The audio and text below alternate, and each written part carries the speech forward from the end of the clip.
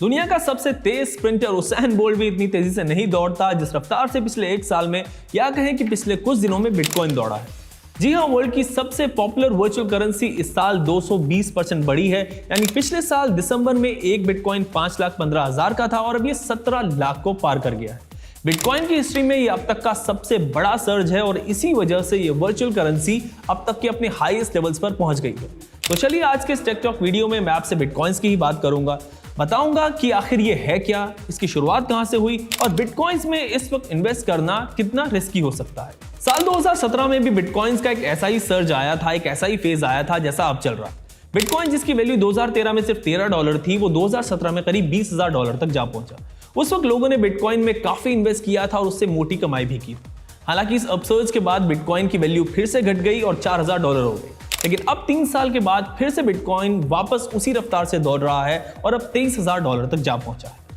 पर ये बिटकॉइन आखिर है क्या और ये कैसे काम करता है, चलिए आपको बताता हूं। बिटकॉइन को आप छू नहीं सकते क्योंकि ये एक फिजिकल करेंसी नहीं है, ये एक वर्चुअल करेंसी है जिसको सतोशी नाकामोटो नाम के एक शख्स ने 2008 में इन्वेंट किया।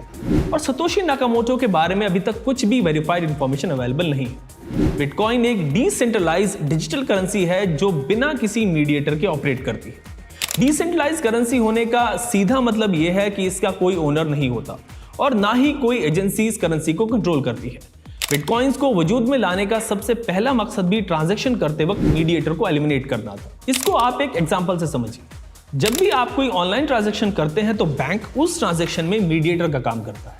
इसकी वजह है कि बैंक गवर्नमेंट के साथ मिलकर आपकी करेंसी को कंट्रोल करते हैं। पर बिटकॉइन में कोई मीडिएटर नहीं होता। अगर आप किसी को बिटकॉइन के जरिए पेमेंट कर रहे हैं तो सारा ट्रांजैक्शन आपके और आप जिसको पेमेंट कर रहे हैं उसके बीच होता है। बिटकॉइन के ट्रांजैक्शन अनोनिमस रहते हैं, यानी जो दो लोग आपस में ट्रांजैक्शन कर रहे हैं उनको यह पता नहीं होता कि सामने वाला कौन है। बस एक बिटकॉइन एड्रेस जनरेट होता है और उस एड्रेस से दूसरे बिटकॉइन एड्रेस पर बिटकॉइंस ट्रांसफर हो जाते हैं। चलिए अब आपको बताता हूं कि बिटकॉइंस आते कहां से हैं और इनको कौन बनाता है। तो इसके लिए आपको सबसे पहले ब्लॉकचेन टेक्नोलॉजी को समझना होगा। बिटकॉइन में ब्लॉकचेन टेक्नोलॉजी का इस्तेमाल होता है। ब्लॉकचेन को आप पब्लिक लेजर भी कह सकते हैं। यहाँ पर हर बिटकॉइन ट्रांजैक्शन का रिकॉर्ड होता है। जैसे बैंक्स अपने सारे ट्रांजैक्शन का हिसाब अपने सिस्टम में या फिर लेजर में रखते हैं, वैसे ही बिटकॉइंस के जितने भी ट्रांजैक्शन होते हैं उनका रिकॉर्ड ब्लॉकचेन में होता है। जहां बैंक्स के लेजर आप और हम एक्सेस नहीं कर सकते, नॉर्मल लोग एक्सेस नहीं कर सकते, बिटकॉइंस की ब्लॉकचेन सबके लिए एक्सेसिबल होती है, खुली होती है। यहाँ पर जाकर आप अब तक जितने भी बिटकॉइन ट्रांजैक्शन हुए हैं उनको देख सकते हैं। आप अगर ब्लॉकचेन में जाएंगे तो वहां पर आपको बिटकॉइन का पहला ट्रांजैक्शन भी दिख जाएगा जिसमें एक एड्रेस ने दूसरे एड्रेस को मई 2010 में एक पिज्जा के लिए 10,000 बिटकॉइंस दिए थे।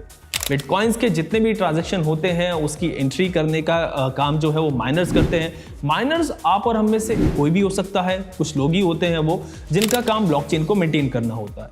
माइनर्स जो होते हैं वो बिटकॉइन के हर ट्रांजैक्शन को ब्लॉकचेन में रिकॉर्ड करते हैं और अपनी सर्विसेज के बदले इनको कुछ बिटकॉइंस मिलते हैं। ये वो बिटकॉइंस होते हैं जो नए होते हैं और सिस्टम में पहली बार जनरेट हुए होते हैं। नए बिटकॉइंस मार्केट में आने का सिर्फ यही एक तरीका है। बिटकॉइन माइनिंग के लिए स्पेशलाइज्ड हार्डवेयर यूज होते हैं। जैसे आप अपने डॉक्यूमेंट्स को हार्ड ड्राइव में रखते हैं, वैसे ही बिटकॉइन ट्रांजैक्शंस को ब्लॉक में रखा जाता है। जब एक ब्लॉक भर जाता है तो नए ट्रांजैक्शन को दूसरे ब्लॉक में रखा जाता है। हर ब्लॉक में पुराने ब्लॉक का एड्रेस होता है और जो नए ब्लॉक्स बन रहे होते हैं उनका एड्रेस आने वाले ब्लॉक में होगा। इस प्रोसेस की वजह से ब्लॉक की एक चेन बन जाती है और इसीलिए इसको ब्लॉकचेन कहते हैं। अब तक जितने भी बिटकॉइंस मार्केट में आए हैं उन सब की हिस्ट्री पब्लिक लेजर में होती है, यानी ब्लॉकचेन्स में होती है।